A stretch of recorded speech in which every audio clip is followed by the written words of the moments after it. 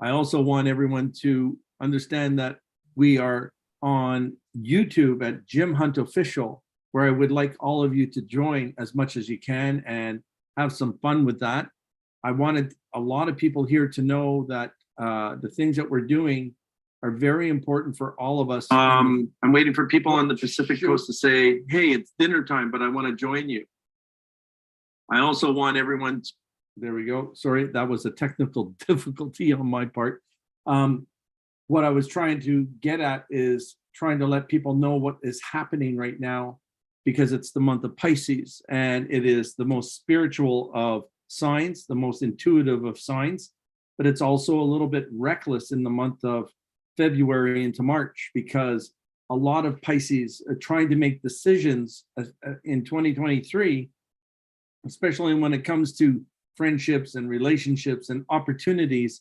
Everything is put on hold until all the way through until March 18th. So if you're making a decision, hold back it, because you're not going to get an answer until May or March 18th. And that is for job, that is for friendships, that is for connections. All of those things are being put on hold. It's a bummer, but that's just the way it is. But the spiritual Pisces, the mediums, the clairvoyants, the clairaudios, the psychics, I can go on about all our special abilities to use. All of us are going to have this a little bit more enhanced than normal. We're going to be a lot more emotional because of the empathic side of who we are. And Pisces puts all of that into us. So I'm a Libra and I love balance, obviously, but to get balance for me, especially for me, I'm always going to feel like I'm battling that balancing act, which is going to be difficult.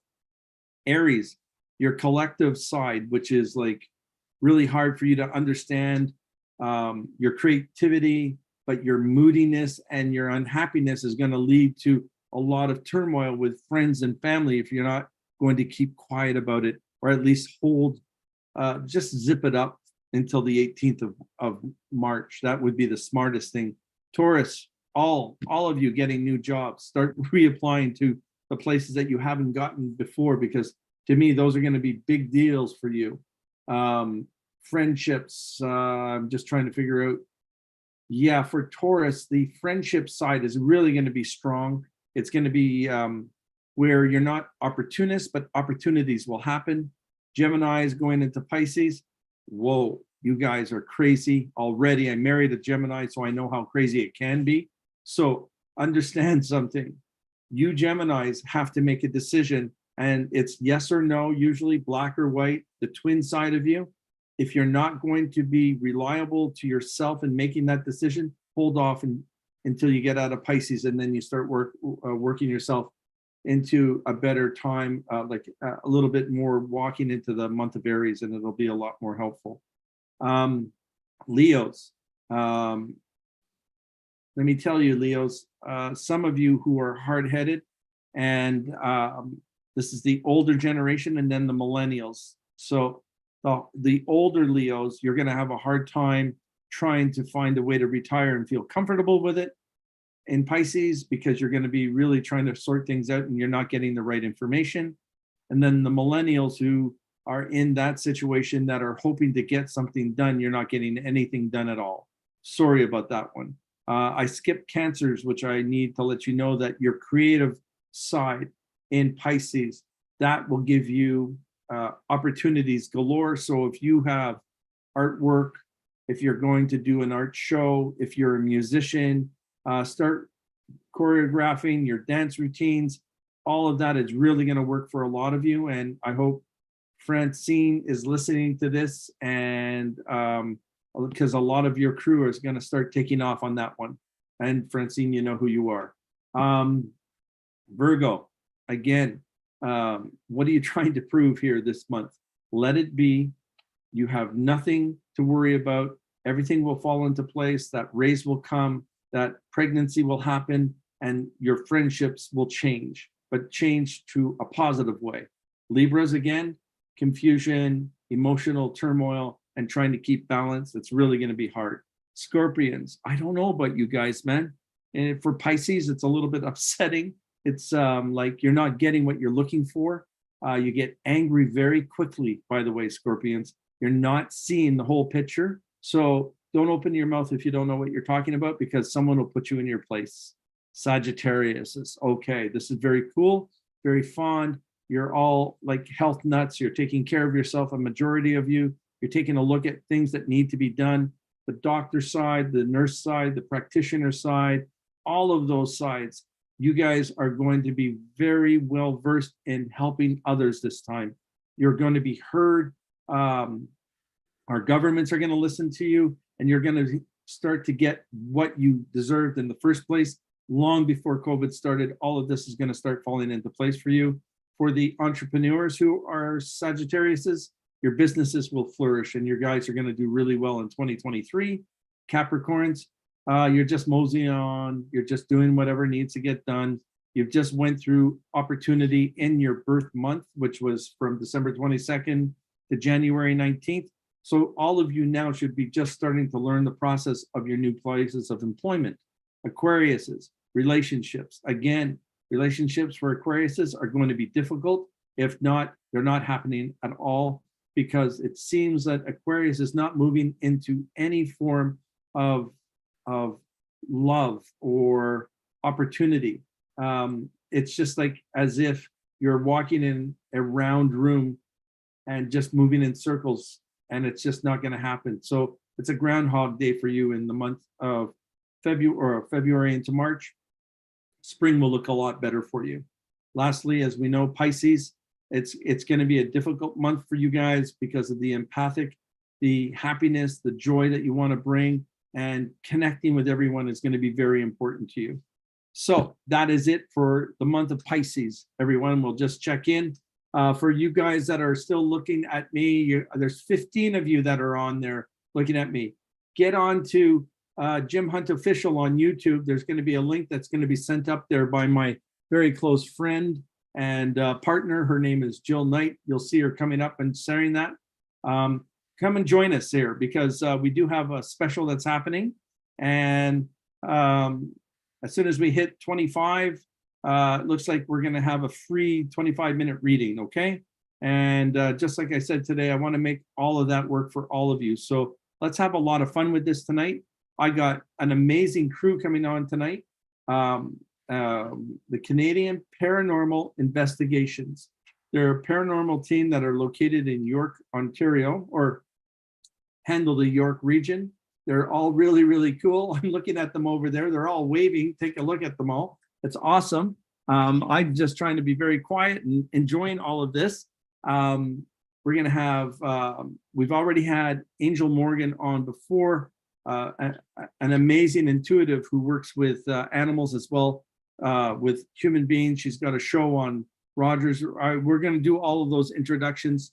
And I want you to see what a real cool family and how united they are as a paranormal investigative group. They're not there to upset the darkness, because I don't think that it's necessary, but they'll find out the reasons why. They got a great investigating team.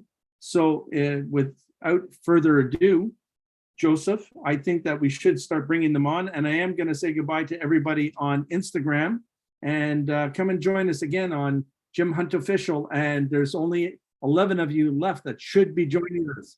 So I'll see you all over there. Hey, Glenn. Hey. How are you? Just couldn't be beat with a stick. Thanks for asking. That's awesome. Angel, thank you so much for being here. Trish, hi. Hello. Hi. Darlene, hello. And Mario, hello. Hello. Hi. What a crew. This is the crew that I worked with about maybe 3 weeks ago, I guess. I was over at Glenn's residence, which was quite active, which was very interesting. And I'm going to ask you a few questions about that.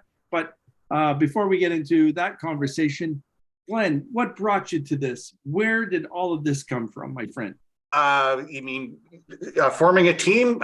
Basically because of the residence that you were at. We bought the house, and I never believed in this sort of thing. And our first night here, I had doors slam in my face, and then we started to hear voices, and I saw an older lady standing in our kitchen one evening with the gray skin, black eyes.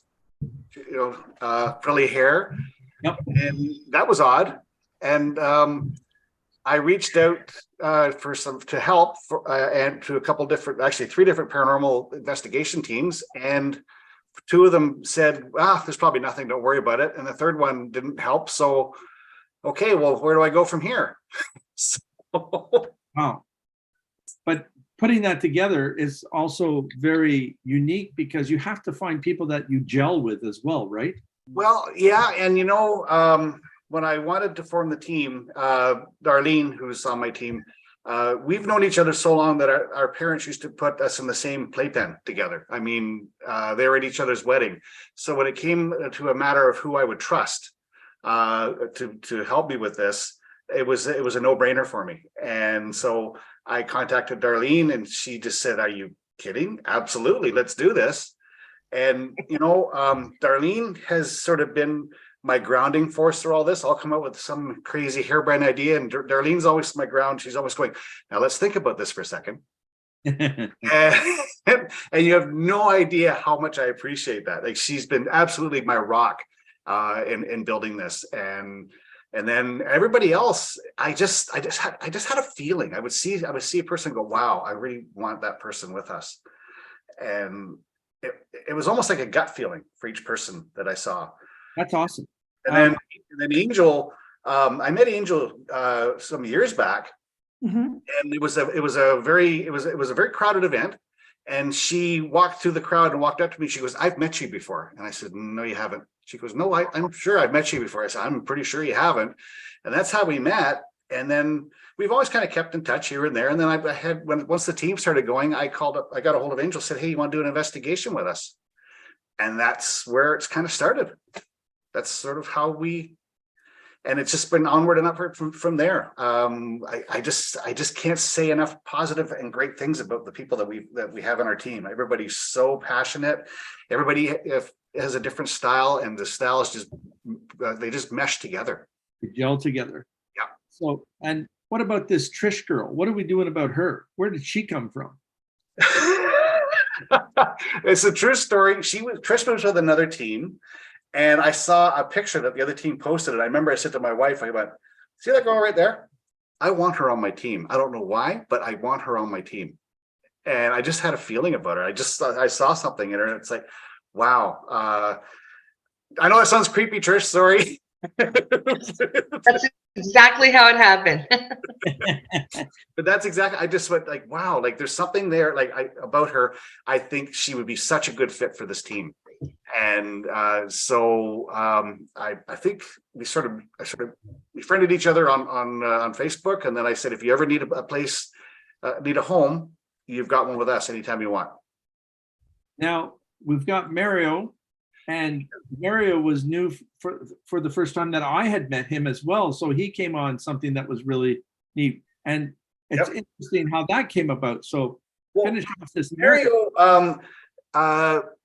He just harassed us. No, I'm just kidding. No, Mario. There's a team called Spirit Hunters Ontario. It's formed by a friend of mine, Judy. She's absolutely amazing. She actually met Mario first, and she just said to me one time, "If you're ever looking for an awesome team member," she goes, "if he was in my area, I'd have him with us in a heartbeat." And so I reached out to Mario. We talked, and it turned out while this was all happening, he was actually in the middle of moving, and he moved 5 minutes from my house, from Orangeville, and it just sort of fell into place. So so we Darlene and I took him out for coffee, and I didn't get coffee. what's that? I didn't get coffee. Or a donut. Next time, I always okay. You didn't drink coffee. I didn't get a coffee when I met you. That's like, what's up? Wow.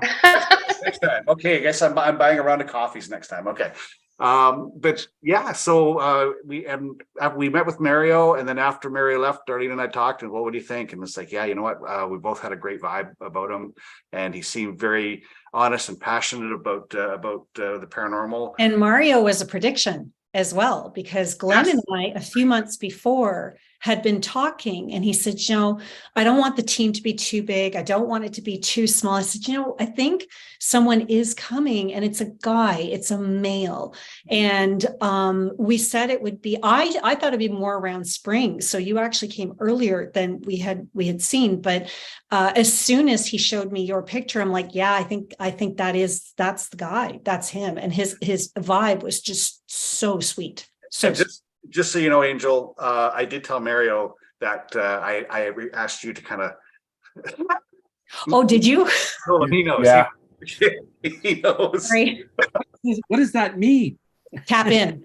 Okay. And Angel got back to me and had nothing but positive things as well. Yeah. That just sort of reinforced what Darlene and I had felt. And so we asked him to be on the team. And there's two members of the team that aren't here tonight. There's Gail. She's not able to make it. And there's one other member, Justin. And Justin he's taking some time off right now, but he's still with us, and we hope to have him back very soon. That's awesome. That's awesome. Now, how many of you, don't all talk at once. How many of you are intuitive? Raise your hand. Wow. Okay. And I have to say, that's actually one of the things I love about this team, is that everyone has their individual abilities and they complement each other. I can look at Trish and Darlene, separately and just go, okay, you know what are you guys seeing right now? What are you feeling? And their input is so valuable, because what I see, they might be able to add to, or they have a different vibe on it. And we've had these wonderful discussions even after the case, about a case, or going into the case. And we're already vibing with each other because of our abilities and how they work. And it's really beautiful to see that. And Glenn didn't raise his hand, but he's a liar, because he is also highly intuitive. One of the things I loved about Glenn was the fact that he's what we call an angel seer. So he has a really, really high vibe and connects to a more angelic realm and a very pure realm. And he kind of protects us in a way. It's really lovely. I've watched that when I was over that night, that Friday, and I was very impressed with the way that you protect your team. You treat them like family, and I think that goes a long way. You're not trying to steal a show. You're comical. You're a father figure. You're a brother figure. You make sure that we're all good before we leave, and it's except we don't get coffee. But other than Okay. I know sometimes I can almost get to the point where it might be annoying, because I'm constantly working in the room. Like, are you okay? Are you all right? How do you feel? Are you okay? And I'm constantly watching everybody on the team, because I do feel very protective of everybody on the team, because I want everybody to be safe. I want everybody to be healthy. And if somebody has a feeling about something, or they have an ability, my attitude is, I'll step back, go ahead. I'm not going to tell you what, yes, I'm the director of the team. Darlene's the assistant director, but at the same time, if somebody has an inkling about something, fill your boots, run with it. And I think that's fantastic. You don't overspeak on, except for me. You don't take over a conversation. It's almost like you raise each other's hands, like in a classroom, to have that conversation. Can I say something first? Or I've got this to add, or whatever. You guys do a history on things that you look for. You talk about so many different things. The investigative side of you, the intuitive side of you, you open up so many different doors. And the way that you bring in light is allowing the spirit world to say, this is a safe environment that we are allowed, we are letting them come into our side of the world. So you don't really get infringed on by too many dark energies, or could I be wrong here? Very true. I think I have the record of being the person that smacked the most. Yeah. I think you're right, Jim. It's kind of cool. Yeah, it's everything is just positive when we're doing it. We're very, very, very respectful. I don't believe in challenging. I don't believe in being confrontational. We did something recently, and I was turning on the spirit box, and before I did it, I was asking for permission. Do you mind if I do this? We mean no harm. And I actually had somebody go, "What are you doing?" That was there, and I said, And so it's just something that I do. Okay, that's nice. And I always want to make sure if I'm going to do something, whoever or whatever's in the room with us, I want them to be aware of what we're doing. I'm not going to surprise anybody. And I think too, go ahead. Sorry, please. I was just going to say, I think too that, what you're saying, Jim, is very, very true, because readiness is the all for us too. So you were saying earlier, we do our research and we understand what's going on, but it's not just about the home that we do our research, right? We try to understand what we're getting into with the spirit that's there. So if it's a heavier energy, are we going to heal that energy, or are we going to go clear that energy? So we have an intention when we actually walk in the door, which I think makes it comfortable for all of us as a team, but it makes it comfortable for the spirits that we're going to be connecting to. And I find that, like, because I see aura colors, right? And that's a big deal for me. And the spirit world themselves see our colors. And that's how they typically see us, in a way, because we're energy beings. And they know that we're coming in with a certain intent. And if we're coming in, like we've seen so many shows over the last 30 years that are so embarrassing in what they've done. And we've changed, Canadians have changed the culture of how Americans do their job in paranormal investigations. And that is a proven fact. So, and I see that with so many different producers. And now you watch Ghost Hunt. Oh, I'm not allowed to talk about all of those. Any different television shows, you watch us go in, and they go in with that empathy first, and they do their investigations instead of going in there cold. Mm-hmm. And I watched Mario for the first time, as you were watching Mario probably for the first time, and he really takes on the energy of all of us, or feeds off of our energy to make sure that we're safe. And it's an interesting thing with you, Mario. It's almost like you're the guard, but you're not the guard. So it's kind of cool. And then we've got Glenn, who's taking care of the whole crew, Darlene, who's keeping you in line, and Trish. So it's all. And then Angel's just going, I've got it here. And then they all protect you at the same time. It's just a lovely thing to watch. And it's kind of cool. This is the biggest crew I've ever had on in my lifetime. I don't see too many of this on any podcast. And also, I just want to put out there, like, Trish is sort of one of the veterans on the team. Trish has been doing this for a long time. Yeah. And I really do value her experience. And there's been more than one occasion where I've said, hey, Trish, what do you think about this? What do you think about that? And that to me is also, that experience is invaluable. I think that's fantastic. And what I love too, and I have to add this, I know I talk too much, you but don't. I love how watching Trish grow, from the first time I met her to even just a few days ago, there's this huge shift in the courage that it takes to be on this team. I don't think people understand that. This isn't just about, going into a house and poking a ghost. This is about understanding spirit. And in order to do that, you have to be vulnerable in who you are. And it takes time and practice and openness and courage to deal with your own stuff to get to the place that we are as a team. And all of us have gone through that. But because, I've had the pleasure of working with Trish in that way, I really enjoy that. And Darlene, you're Darlene. You're just like, boom, you're like, you are Darlene. And Mario, I'm just getting to know you. What does that even mean? Well, it means you're like this ball of light. Like, she walks in the room and she's like a ball of light. Like, she's like spirit light. I love it. You're like a flashlight. You're like a spirit flashlight. I took Darlene's hand. I felt the immense healing ability about you and the clarity that you give us. It was just like, it was very strong, and it was very interesting to do. And we know what you do for a profession. So imagine using that side of your professionalism as well, and as a healer, to watch out for all of us. And it's almost like you feel something before it happens to me. And that's what you prepare us for. And I really do love that part about you. And that's really cool. And I want to know more about that. But I need to ask Trish, because Trish is going to go on the hot seat here for the website conversation of who the hell, actually, never mind. Who the fuck it was your imaginary friend? My imaginary friend when I was little. Yeah. So I don't know who she really was. I know that her name was Kathy.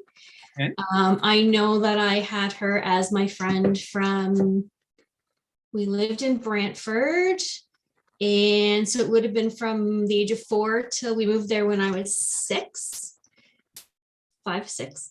It was 6 actually. And yeah, we were best buddies. We would hang out in my closet together. We would play, have my little tea set.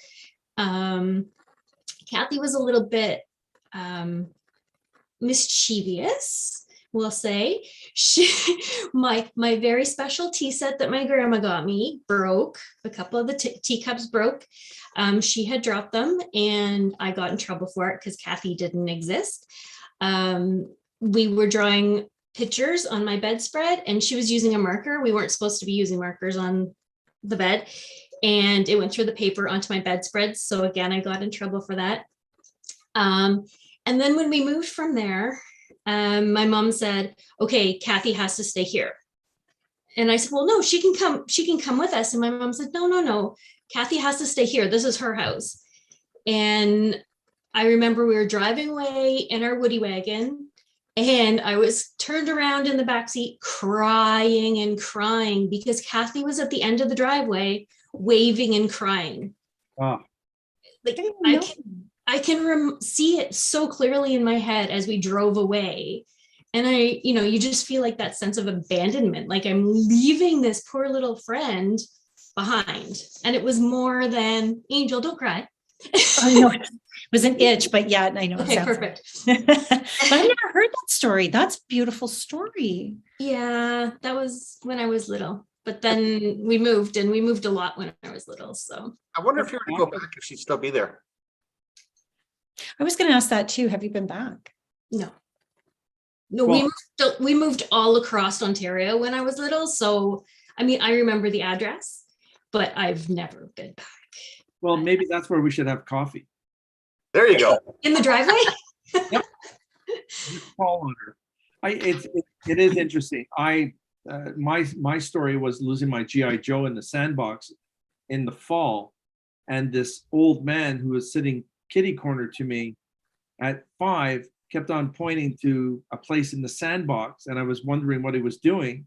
And so I grabbed my pail and my shovel and started digging up the sand, that part in the sand, and lo and behold, I had my GI Joe with the astronaut and the capsule and the whole thing buried in the sand. I was pining away for that all winter because I thought somebody had stolen it, but it was me burying it and not remember where I put it. Right. So it was that. Those are kind of cool. I love those things because I couldn't tell if you were dead or alive at 5. It was crazy. So it was insane. Darlene.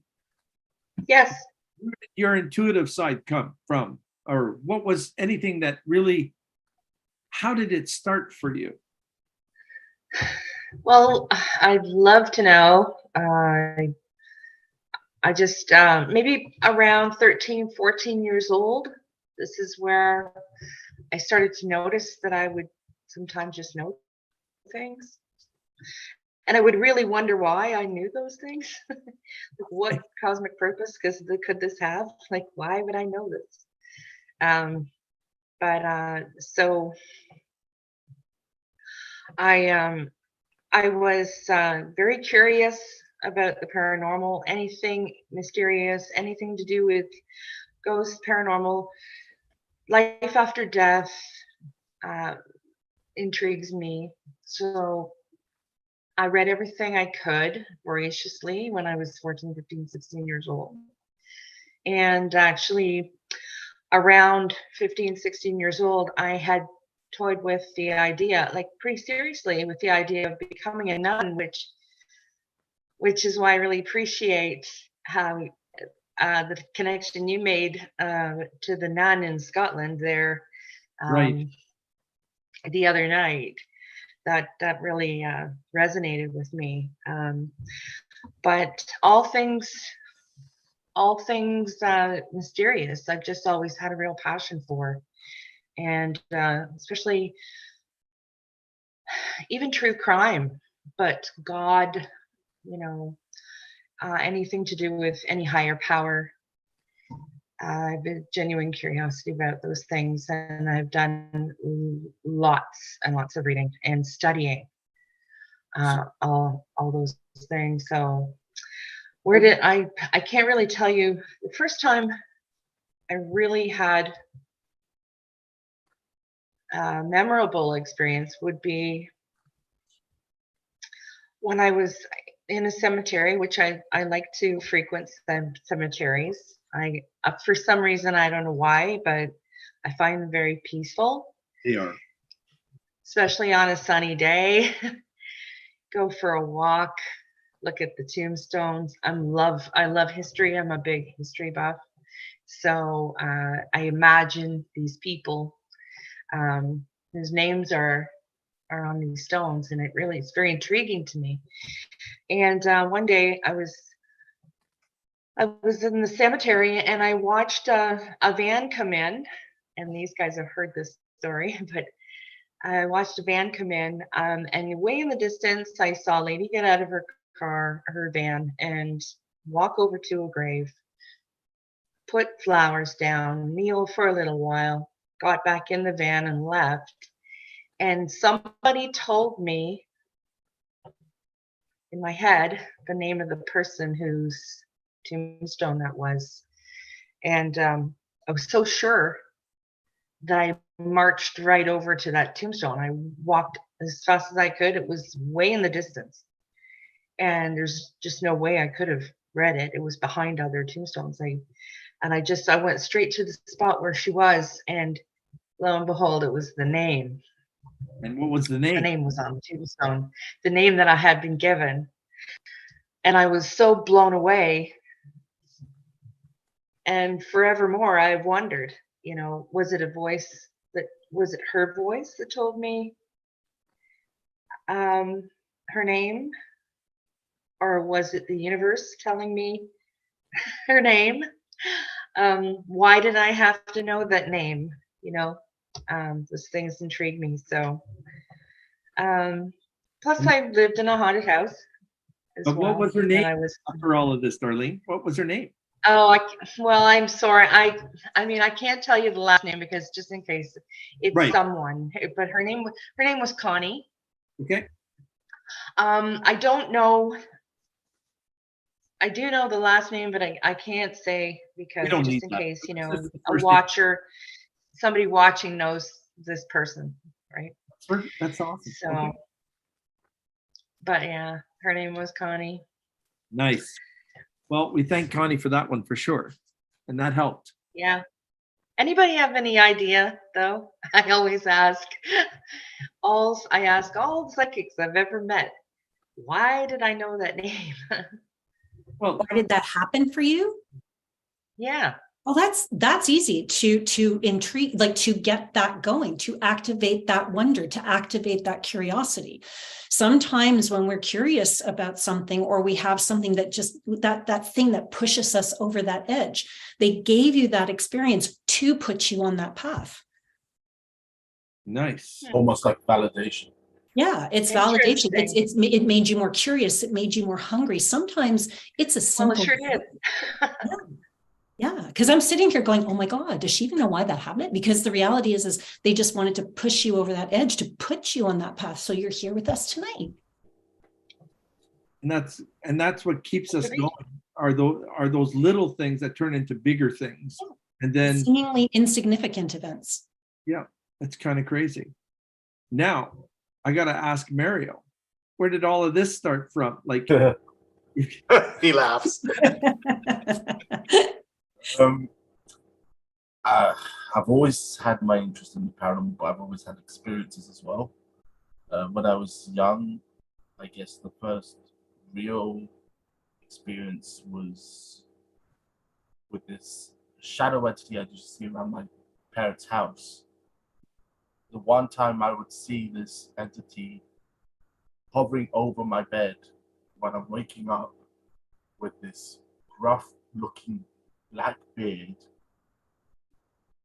a green haze behind him, and he was just staring, looking at me, and it used to creep me out. Other times it could just be shadows darting around. Then I had experiences with my grandfather when he passed. Right. I had a premonition dream the night before of him passing, that he would come to me and say goodbye. Then in the morning I found out that he had passed. So that brings, and did that give you more courage to bring yourself out publicly to let us know what you did, or did you have to hang tight for that because you were worried about the abuse that we go through? I don't think I ever cared about the abuse. It just made me more curious. But I Okay. never knew to actually explore it as a sense, if you know what I mean. I never really realized that I was experiencing something that wasn't quite normal. So I just took it for what it was at the time, and then I just got deeper into my curiosity with the paranormal. So what do you find is your strength in your ability? I'm still learning that. I mean, it'll be, Okay. sometimes it's more empathy, other times, very recently, it's been more I see visions of things. Okay. And So that's, there's no more, you're not getting a clouded vision, you're getting actual good visions now. now it's starting to become clearer, yes. And that's just a sign of your strength, that the spirit world is trusting you that much more by giving you that much more to give us the information, which is really cool. And that's the book that I told you were going to write down the road, is the beginning of that, right? Okay. That's fine. My mom's always wanted me to write a book as well.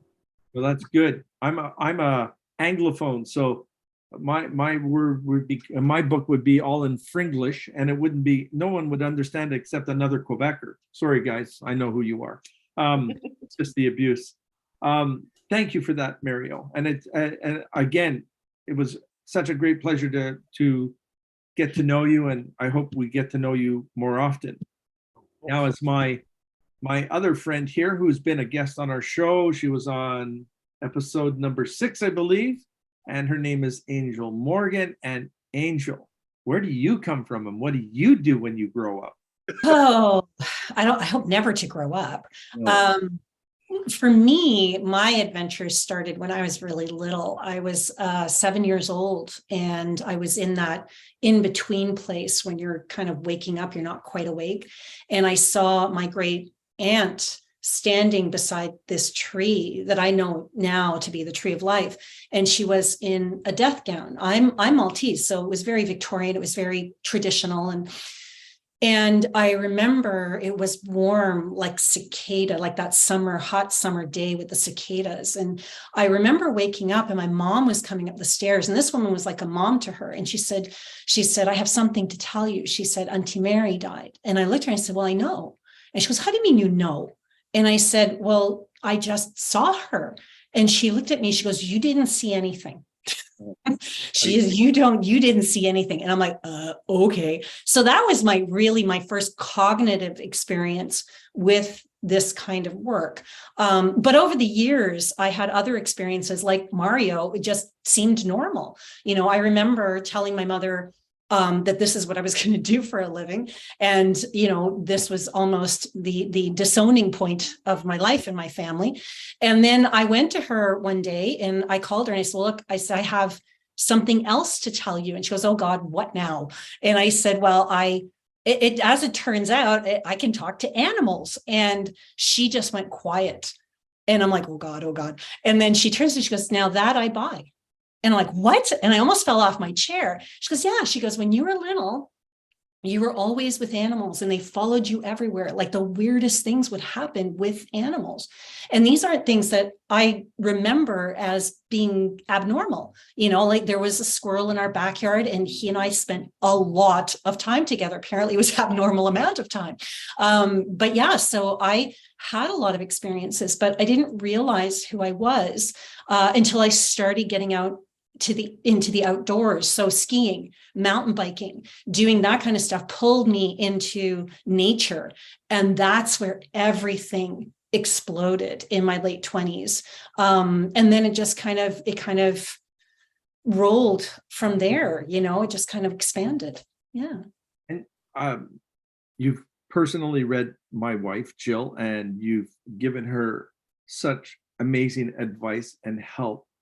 And she's endeared to you for so many different things that you said that make a lot of sense to her today. Oh, good. So it's those kind of things that I respect the most, is when you can get an intuitive who is not trying to impress the client that you're dealing with, but to give them what we feel without the hoofla or the bells and whistles and the fireworks going off. We're just giving them information, and at a very down-to-earth way. And you've done that, Angel, to so many people, because I've heard a lot about you that you don't even know. And you know what? And likewise, I don't, you were saying earlier how about, sometimes it's hard to find people that you trust and teams that you trust. And likewise, I don't trust a lot of readers, and you have to really prove. I'm kind of a, psychic snob. And so when it kind of came to you right away, it was like, you said, well, do you know anyone? I'm like, oh, you know what? I have people for you. Got to talk to Glenn, and you got to talk to Angela, and you got to talk to, and I don't do that often. So likewise, my respect for you is just huge, just huge. Well, and with that respect, I thank you. I'm humbled by it, and I think that's great. But it's, I really want to hand it over again to Glenn. And first of all, hang on a second. Joe, are there questions? You looked up when you said that, Jim.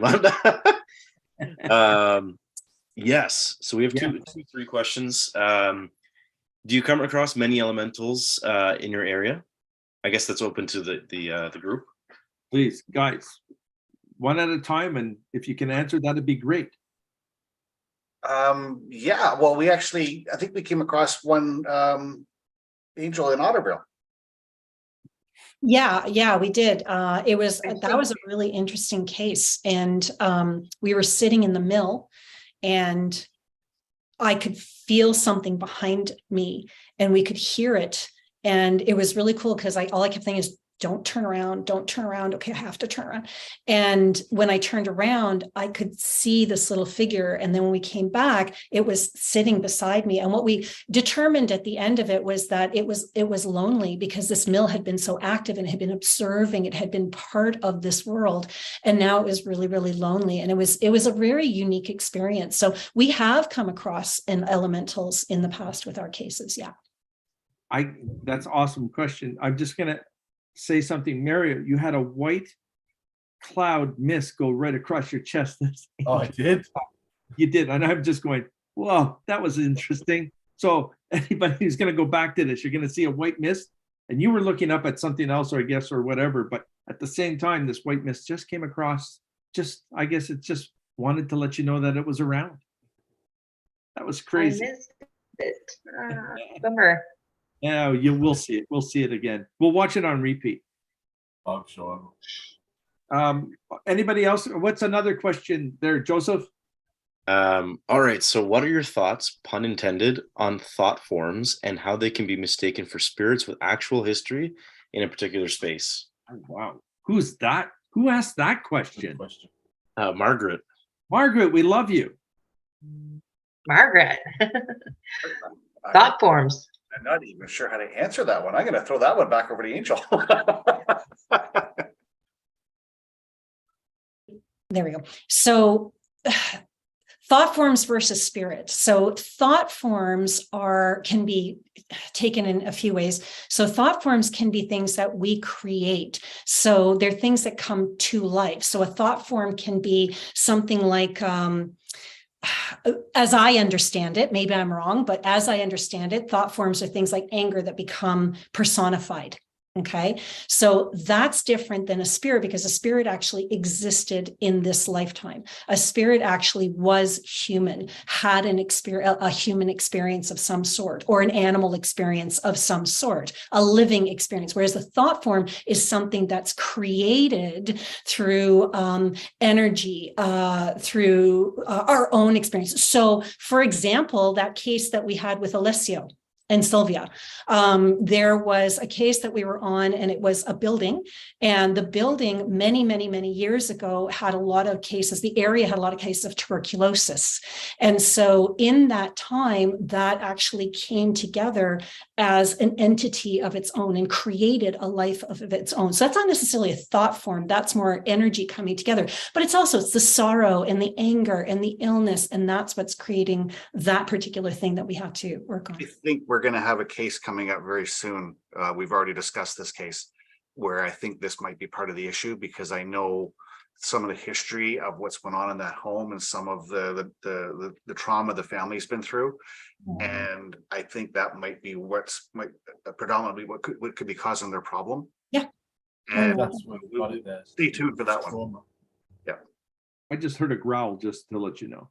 Oh, I think that was the car in the background. Okay, Sorry thank about you. that. Thank you. That's it. That was a thought. But not a thought form. Any, I any, hope it's not a crowd. Yeah, thought forms can go into many, many abstract and esoteric areas. So that's the most simple way I can explain that I understand. Thought form as well, what I've noticed is that sometimes it can be psychokinetic in that it's not appearing as an entity, but it's appearing as physical attacks as well. So when people find the phantom bruising, they attribute it to, oh, it must be a poltergeist or some sort of spirit, a negative entity, when in that environment, there could be all this traumatic arguments or anger, or like you said, with negative emotions. And the phone is just unleashing that energy out at a target. And Kinetic energy.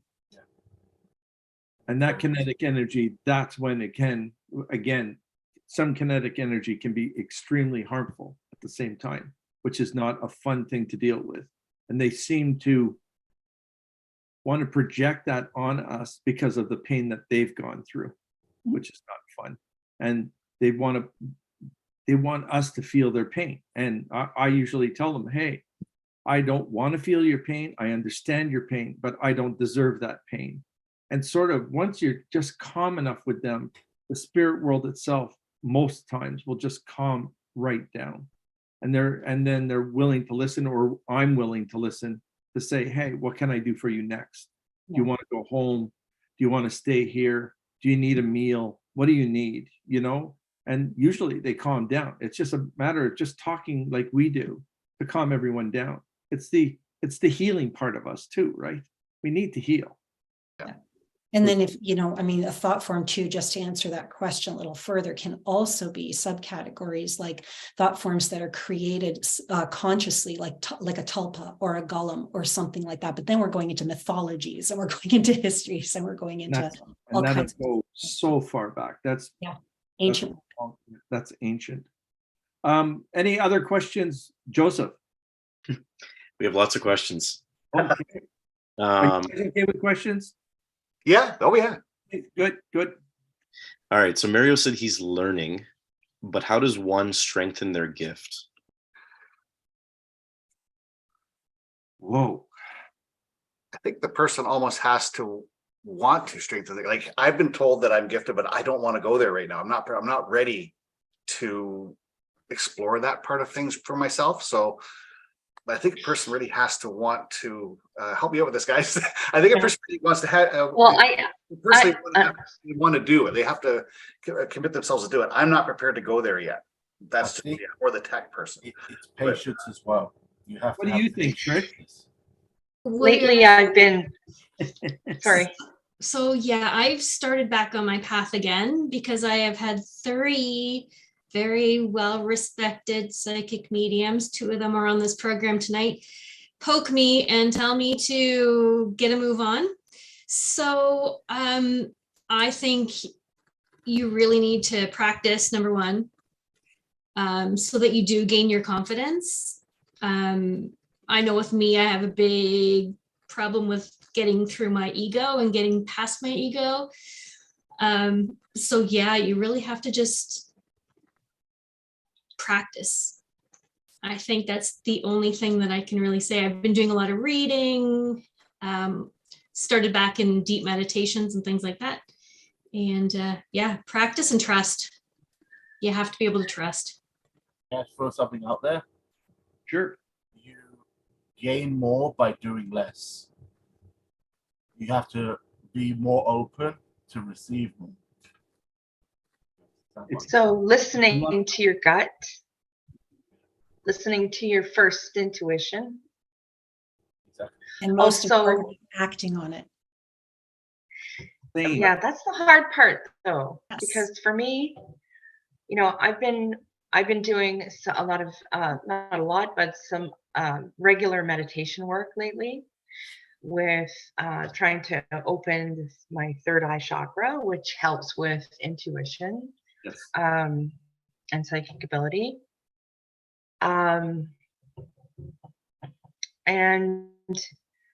I lose my train of thought.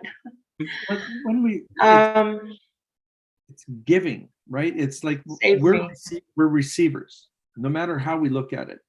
And if you just let it be, they'll talk to you and they'll fill that energy up with whatever we can give back to the person that we're trying to give the information to. Darlene, sitting with you a couple of weeks ago, just your energy alone, like I said, was healing, and you were giving. And you're thankful for everything that the intuitives do, but we're all intuitives in our own way. And your strength is to keep us calm for whatever reason. And you do that so well. One thing Thank that you.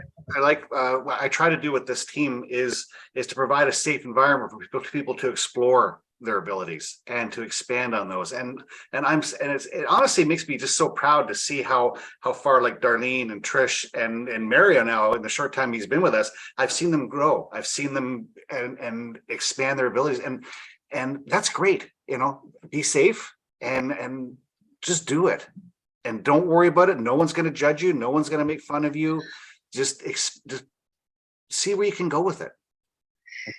Doesn't being psychic and having a message for somebody though feel a little bit like jumping out of a plane? Like once you put it out there, you can't take it back. And if you're wrong, you know, we've all got that fear of being wrong or being judged. And I mean, I think that's a tough part of being about having psychic abilities, is if you have a really strong message for somebody, it's hard to come out and say it sometimes. And you Don't you find can't it? always.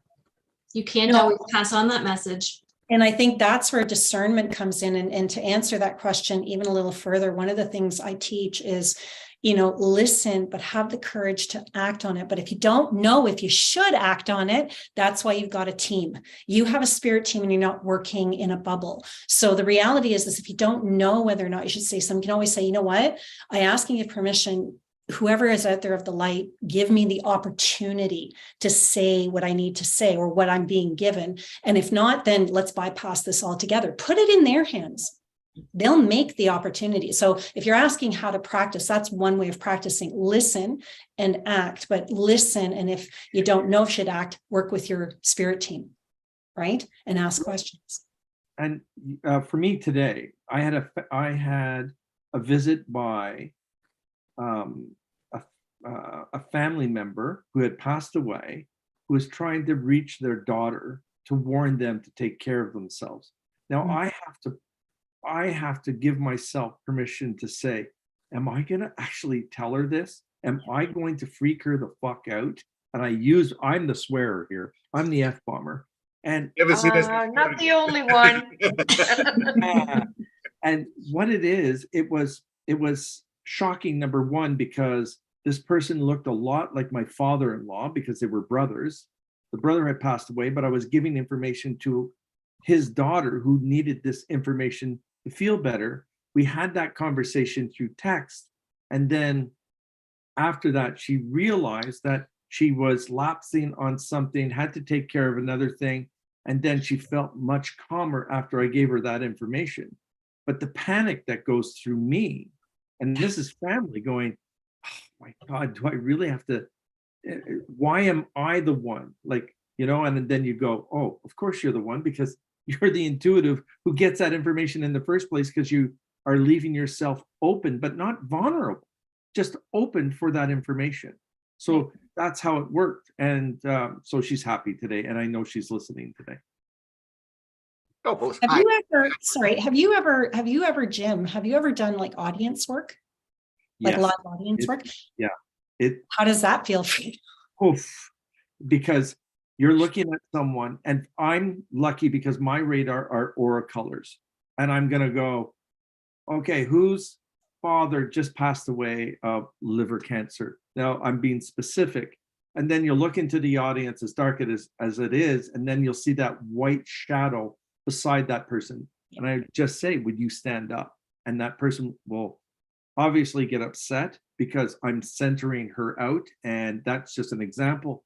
But at the same time, I said, we don't have to talk about this, but I will talk to you after the show or whatever. But to do that that's nerve wracking. It is. And that's, you guys want to practice out there? Go in front of an audience. No, I'm joking.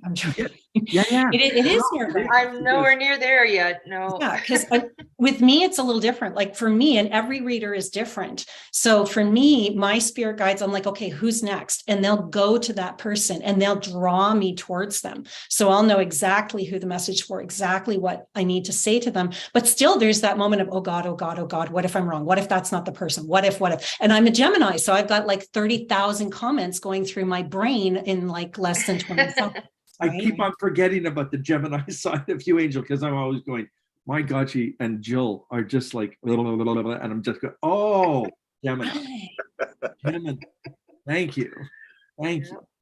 I've got one downstairs right now who's just going, what the heck? Joseph, we'll take one more question, and then I want to ask the crew their favorite time, because I know time is limited here. It is.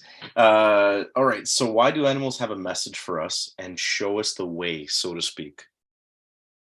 So why do they show us the way? And why do they have messages for us? Why do what? Animals. Animals. Patricia, you take that one. Me? Yeah. I just know about my animals that I love and care for. I think because they've just got sweet, innocent souls, so they don't have all the negative crap that they need to deal with necessarily. Oh, I don't know. I have this sheepadoodle that hasn't behaved a day in his life. And He's just lots of fun like me. You know what? I think they have messages for us because they love us as much as we love them. And I think they, think of it this way. This is the way as an animal communicator, I think of it. You spend your entire life speaking a certain language in a household that speaks a completely different language. So you speak French and everybody else speaks English. And all of a sudden a UN translator comes in and says, okay, what do you have to say? Right? All of a sudden, 3 years, 4 years, 5 years of information they've been trying to get across, they finally have that opportunity. So I think you're right. They're that spirit that's so clear and open, and they're not scared of telling us anything, but we give them as communicators, as psychics, that opportunity to. Can I throw in a quick story about Angel being an animal communicator? A while back, I adopted a 14-year-old cat who was at a shelter for almost a year. And I brought her home, and this cat she just glued herself to me. She was my cat. She followed me everywhere. She was the most amazing pet. And she passed away of old age after a year. And I asked Angel, I said, so is she okay? And Angel said, yeah, she was ready to go for quite a long time, but she just wanted someone to love her first. wow. And thanks for the tears on that one, Angel. I always say I haven't done my job unless I've made something.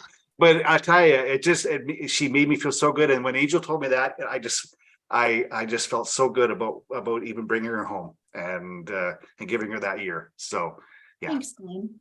Thanks. Thank you. Beautiful. Thanks for sharing that, Glenn. We are going to have to end this soon because I'm trying to keep it an hour, but I wish we could have gone longer, to be honest with you. I would like, what is your happiest moment as a group together, even if Mario is new and it's fine? What satisfied you all the most in an investigation? What made you feel like, wow, I've really done something good here? Well, unfortunately, we all were not this investigation, but we did one recently, and there was a spirit, someone who was actually quite aggressive with the staff at this building. And basically he wanted recognition for the hard work that he'd done to build this. I don't want to say the name of the company, Yep. or the organization, but he wanted recognition. So we worked at a deal, if there's a better term, and the management agreed to put a plaque in the main entranceway that acknowledged him. Beautiful. And and in doing that, that solved the problem. Wow. But that is your team that put this together. And that's the difference between so many other paranormal groups and what you are all doing together as a family, really. And I just want to, like, when you say about us, the different paranormal groups, one thing that I mentioned really quickly at the beginning is we don't go ghost hunting. Right. We don't go to locations that hundreds of teams go to every year, because if there's such a thing as a trapped or tormented spirit, I don't want to be one of the teams that's poking it with a stick constantly going, are you there? Are you a man? You a woman? No, we don't do that, because so I've told our team, we may not be as busy as a lot of teams, but what we're going to do is more meaningful. Beautiful. And that's important for all of my group of followers to know that it's a meaningful way to use all of your abilities to help resolve things that are active in their homes or want answers. You guys will give it to them. And I'm proud that I got to spend time. We didn't even talk about what you guys did for me. And I think I'm gonna have to have you fuckers all over again on air. Anytime. Because Before we go, though, I have to say, my favorite moment wasn't a case. My favorite moment happened over the weekend. We got together as a group and we did a potluck, and it was lovely because afterwards we did a team sharing, a team class. Yeah. And it was great because we all believe in, again, the readiness thing and the safety thing. And this team always gives me the opportunity to share my knowledge, and share the things that I know. And I'm like a great big book of useless knowledge that I have to kind of, and so it's really great because we got to share stories and we got to share techniques and we got to share how to protect and ask questions. And we were talking over dinner, and it just, that feeling of camaraderie, and it wasn't just us. We had Mario's wife was there and Glenn's wife was there, and there's much of the team as anybody else. It doesn't mean you have to come with us on cases. That's what, like that present you gave all of our spouses for Christmas. Yeah. What I did is at Christmas, I picked up something for each member of the team, but it wasn't actually for the team member. It was for their spouses for putting up with us. Yeah, Perfect. that was great. Yeah, it was a coffee mug that said, "Thank you for putting up with me." Yeah, It was very patient. It was for supporting us. How's that sound? That sounds better. And that's something else we have that I'm not sure if other teams have, but we have these support systems behind the scenes too, right? We have these people going, hey, you know what? Are you sure you want to do this? Or are you sure and it's like, oh, you know what? We can talk to them when we come home. We can be excited when we come home. And it's really nice to have that. I mean, Jim, you know that too.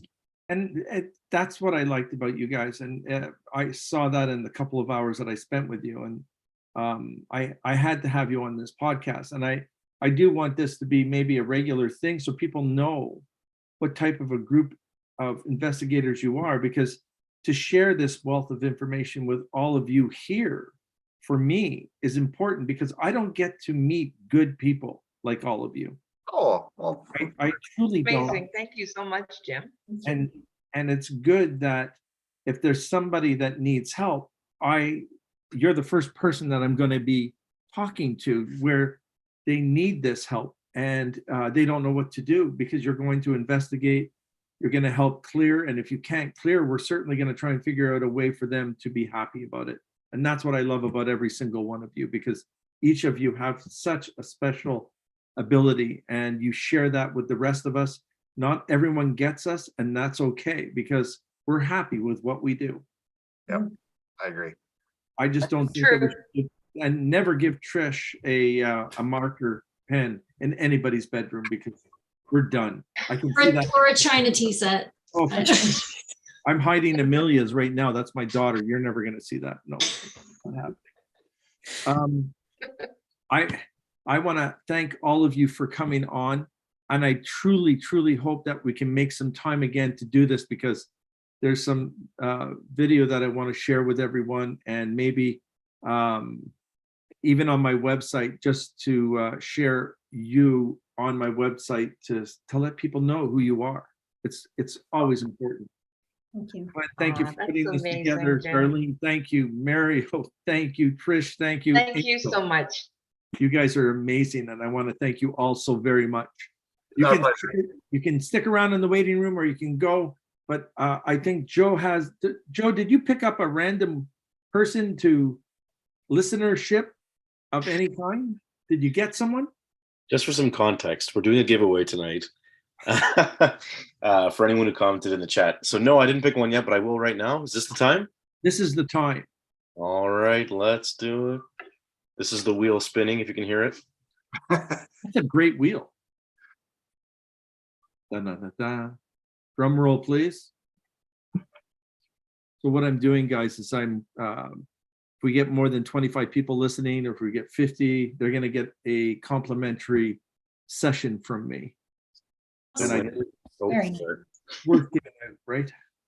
Well, I put it out there to my thing. Shelley So Phelps. I'm shut up. Please. Sorry. Who won? Shelley Phelps. Well, Shelley, congratulations. You just have to go on my website, take a look at a date that is good for you, and we will put you in there as soon as possible. Thank you. Oh, you're gonna have so much fun. It's going to be thank fun. you. Yay. Yeah. That's great. Guys, again, I hope you all plan on coming back. Maybe we can do this in another month or so, because it was a lot of fun. Absolutely. I'm sure that we'll get some participation even more with our listenership. And maybe all the psychics can do some live readings, Darlene and Trish, I'll practice. and pick somebody and give them a little tidbit of information, because Angel and I did it together. I don't see why We you- had fun. We had a good time. His listeners are amazing too. They're very open and giving and just lovely, lovely people. They're a lot of fun, and I do appreciate it. And again, thank you so much for coming on show number 11. All right. Oh, number 11, master number. Look at us. Double ones. Mario, Darlene, Trish, Glenn, thank you all so much for being on the show tonight. Thank you very much Thank for you for having having us. It was us. our pleasure. Thank you so much. Are you signing us off now, Joe? Absolutely. Should I sing a tune? No, not today, please. No, it's amore. It's Italian, right? So maybe we can do that. Again, listenership, thank you very much for following us. Keep us in tune. Give us some ideas. And thank you guys again. Take care, everybody. Bye. Take care now.